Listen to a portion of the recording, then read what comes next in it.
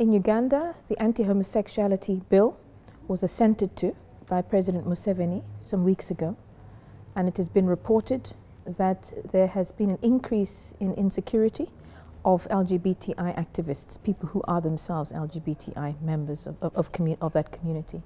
And some people have had to leave Uganda for fear of their lives.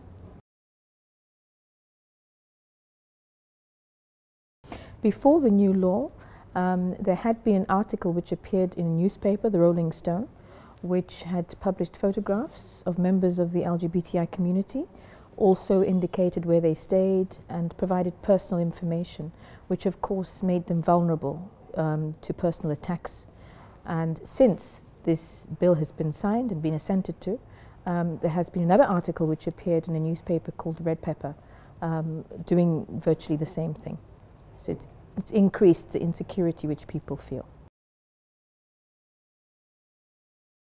The chances are fairly high that other African countries may actually follow a similar path, not necessarily in terms of creating laws, because in some countries the laws already exist, but perhaps are not implemented as strongly as one might see happening in Uganda.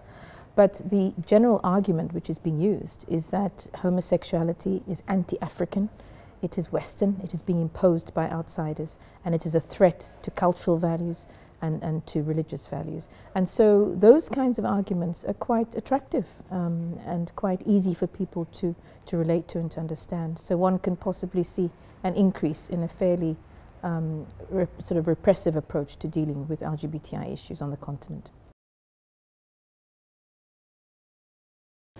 Right now, the response of the international community has been to condemn the assenting to of the bill and the passing of the bill into law on the basis that it violates fundamental human rights of LGBTI community members. One would really like to see an environment being created where there could be meaningful dialogue, because one is seeing that the response of African governments is to say, who does the international community think it is, telling it what it should do and how it should govern its countries, how they should govern their countries. So dialogue, constructive, meaningful dialogue, trying to ensure that there's a common commitment to the understanding that every individual human being has a right to be treated with dignity, that there's a link between individual human rights and the general plethora of human rights. One cannot deal with human rights and exclude others. So LGBT rights are as much human rights as other rights. And one would hope to begin to see a discourse, meaningful engagement, where this is being looked at. The whole question of conditionalities, for example, linking human rights violations to development aid is another question which really needs to be thoroughly looked into.